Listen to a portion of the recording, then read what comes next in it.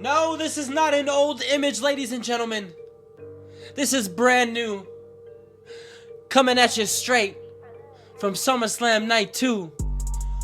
Brock Lesnar, the Beast, comes out after Cody Rhodes and John Cena go to war. Those two men went to war. And no, it wasn't a cash-in. Last night definitely got things popping. And had the expectations really high for night 2. You want surprises? You got a surprise. Don't be upset because you didn't like the surprise. Just be glad it happened. Ladies and gentlemen, Brock Lesnar popped out right after the match, and I am a little speechless. Out of everyone on my 2025 John Cena hit list, Brock Lesnar was not on that thing. I'm not even gonna lie to you.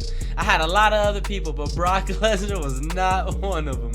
I think this was really the only big surprise of the night. All the other matches came and went. They were very exciting, very exciting. But Brock Lesnar coming out definitely took the cake for the moment of the night. Ladies and gentlemen, what is good? My name is Clumsy Uno, and I'm here to break down my thoughts and feelings about SummerSlam Night 2. Let's get into it. Now, the first match of the night was Naomi, Rhea Ripley, and Io Sky.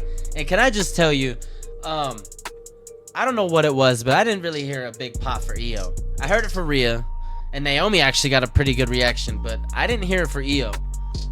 But let me just tell you, Naomi came out looking like a champ. I don't know what it was about her presentation. I don't know if something was different.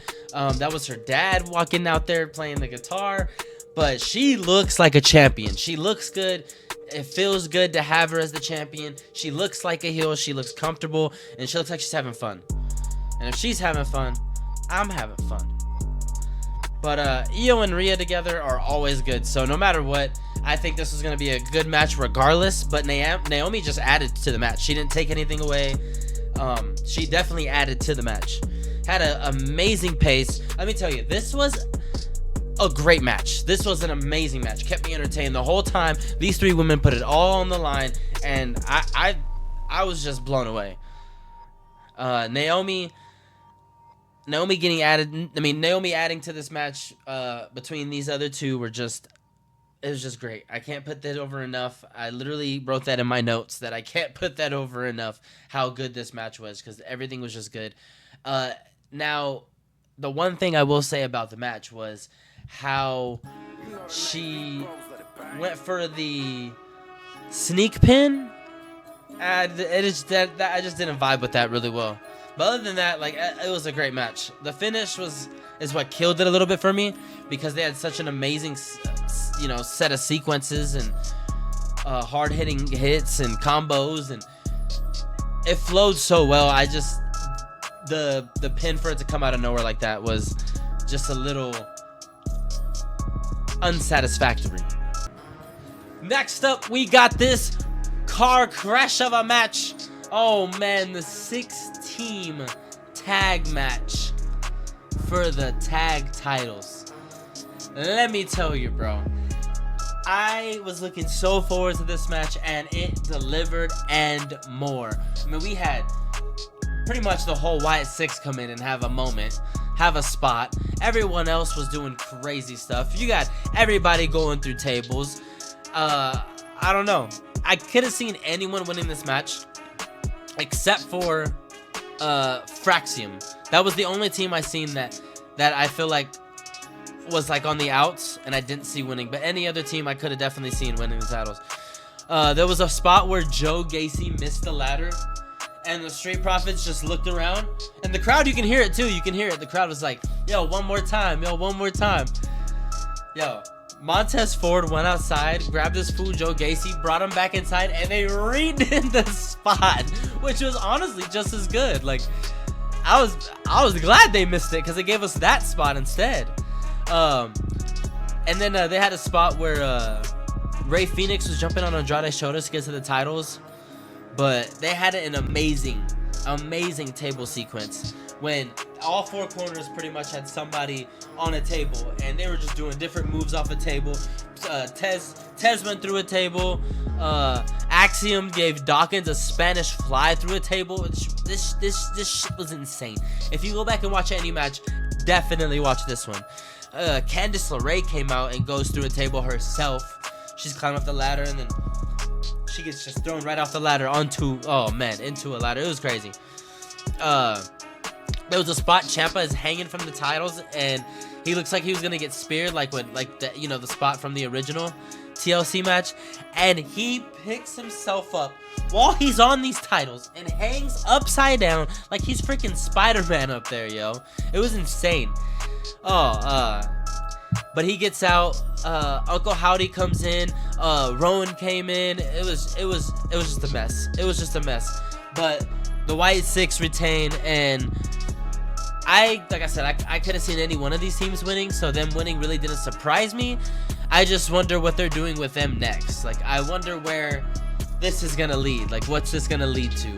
Because I need something more now. You know, they had all these teams collide. Now, what's the payoff? You feel me? Next up, we had Becky Lynch and Lyra Valkyria for the women's Intercontinental title. And I figured this was gonna be a good match. It was a very good match. Just a little long. Other than that, man, this thing cooked. These two women went out there and they did a lot. It was a weird little start. Wait, before I even get into it, Becky came out and had a whole new theme. Dude, she came out. I loved it. I mean, her husband just cashed in, had probably the second biggest Money in the Bank cash in ever. He has the first and the second biggest cash ins ever. And you know, she had to come out looking like a boss. She had to come out looking like a queen, like upper echelon. You know what I'm saying? Like she's royalty in this company. You know what I'm saying? Like, so she had to come out looking like it and feeling like it, and I think that's what she did. I like it. Lyra, good offense. They put a metal chain in her mouth and around the ring. It looked pretty brutal. That part looked pretty brutal. But then Lyra just beats down for a big portion of this match. I mean, it was a long match. Like I said, it was a long match, and a lot of it was just Lyra getting beat down. I felt like Lyra could have sold the beat down a little better. I feel like she was getting up a little too fast sometimes. And then she had bands on the hands. There was a spot where Becky put bands on her hands, and they end up falling. They do a spot, and she falls, and they clearly break. Clearly, Michael Cole even mentions it low key. And she picks it up and puts it back on, ties it back on. It's clear to us, but everyone watching, we could see what was going on. Maybe in the building it was different, but it didn't harm the match. I get it. She put them back on and she continued the match anyway. And then she was hiding under the ring and she hits, and then Becky finds her and she hits her with the fire extinguisher. It was crazy. But she couldn't. She was trying to use the fire extinguisher to cut the bands and she couldn't. She couldn't cut them off, so she dives under the ring clearly for someone to take them off. I thought that was funny. But she did a Nightwing off the steps onto the table, and then she gets beat down again, gets put into a chair wrapped around her neck, and Becky's about to finish her off. And Becky gets on the table and hits one end of the chair and it looked brutal. And then she's laying there and she has a crowbar. She's about to hit her with it, but then Bayley stops her. It was kind of awkward because she was standing there for a couple seconds. And then Bayley stops her and says she's given the choice: do I hit Lyra or I make my own lane? And she chooses not to. Well, anyway, the match keeps progressing, and of course, when Bayley came out, I figured that Bayley was gonna cost Lyra. It was just written in the stars. I feel like if Bayley wasn't turning heel, she was costing Lyra. I'm just saying. And now Lyra can't compete for that title while Becky has it. Simple and plain. Next up, we get the U.S. title match: Solo Sikoa versus Jacob Fatu. And for what this was, I thought it was good. I thought it was alright. It was mediocre. The spot they were just leading up to was the MFTs coming out, Jimmy coming out, Fatu gets handcuffed to the top of the ring, and he breaks out like a madman. And Solo's trying to get out, and then stops him. Like that was really it. Like it wasn't like this match annoyed me a little bit because I know these two can like really go, and it didn't go as hard as I thought it would. It didn't. Maybe they were told they had to like speed it up a little bit because I feel like things progressed really awkwardly. But I don't know. Solo fights to get out. Tala Tonga's tall ass hit Fatu with the door, and that's how Solo wins, by crawling out. Like what happened? I don't know. I missed the climbing over the top of the cage to get out. Best part of the match though was after, when Jacob Fatu gets on top of the steel cage and moonsaults off onto the MFTs. That was the best part of the match. Best part of the match wasn't even in the actual match. Right before the main event, we get Dirty Dominic Mysterio, the GOAT, versus AJ Styles. Bro, Dom is getting really good. If he wasn't already really good, he's really good. This kid is amazing, bro. That's why I call him the GOAT, bro, because one day he's gonna be on top. Watch. AJ comes out in a lowrider. This was great. This match had, like, okay, so out of all the matches, this one had a feel, a personality. It had a lot of creativity. It was paying a lot of homage to Dom. So that just being said, first off, like, AJ comes out in a lowrider and in the gear that Eddie wore on the match that he had with Rey Mysterio for the custody of Dom. Well, same colors and everything. It was when they mentioned that, I lost it.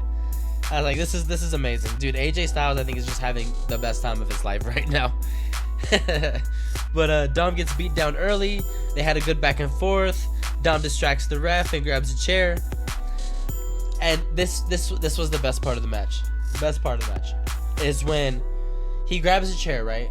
And he does the spot where he hits the mat and throws the chair at AJ and falls on the floor as if AJ hit him with the chair, just like Eddie Guerrero did. AJ then grabs his chair and wraps it around his neck and falls on the floor too. So the ref turns around like, what the hell just happened? And they're both just laid out right there. Like, it was great. That was the best part of the match. Otherwise, it was a pretty alright match. Like, they did their thing. Dom did his thing. He's pretty consistent in the ring. AJ is one of the best to do it in the ring. You know what I'm saying? Toward the finish of this match, he gets put into submission, but he slips out of the boot because he like zipped down the zipper before. And he hits AJ with the boot, which, I have a question. Is that a weapon? Is the boot that falls off of your feet and you hit somebody with it, is that considered a weapon? I don't know. Let me know. Dom gets up on the top rope, frog splash, wins. But yeah, match had a lot of personality. That spot with the double cheat spot was actually really good. This was entertainment. Like, this was top tier entertainment. Congrats to these two. We get the main event, John Cena versus Cody Rhodes. And yes, this match was 10 times better than the WrestleMania match, man. Way better, and I was there for WrestleMania. 10 times better. I was so glad they went out there and actually, it felt like they were actually having a world title match. They put it all on the line. It felt like John Cena was leaving it all out there. Cody was leaving it all out there. Something's in Cody's eye, and I don't like it. He didn't turn heel tonight, but there's something in his eye. There's something in his walk. Quote me on that, because there's just something about him I don't like, and it's happening. I think it's happening soon. But this was a great match. I think they told a really, really good story. They just beat the crap out of each other. They ended up on the outside. They ended up in the... Oh, man. Anyways, back to the beginning. Cena faked out his entrance, so he came out to his old black and white with just the text. And then, soon as the beat hits, his old stuff comes out. He runs out. He does the whole run. He does the cameraman to run with him. He runs down to the ring. We get old John Cena. My heart was happy. It sucks I didn't get to see that Cena at WrestleMania, but it's all right. But it starts hot with a lot of weapons early. Cody gets his ass whooped, comes back. Cody beats John Cena down. John plays possum and then ends up hitting Cody with an AA. A lot of finishes, not even gonna lie. It's a lot of finisher spam. But I think it worked in the story they were telling, I guess. They were just trying to beat the crap out of each other, and both of them are the best in the company. So I guess if they can't kick out a 99% of things that are thrown at them, I guess. But yeah, John put Cody through the announcer table. They end up in the crowd, and Cody put Cena through a metal barricade with a suplex. They end up on the stage, and they end up going down where Cody came up from during his entrance. And there's just this good visual of John Cena coming up through the smoke, and he has Cody on his shoulders, and he just AAs him onto the ramp, bro. Insane. Like I said, these dudes were beating the hell out of each other.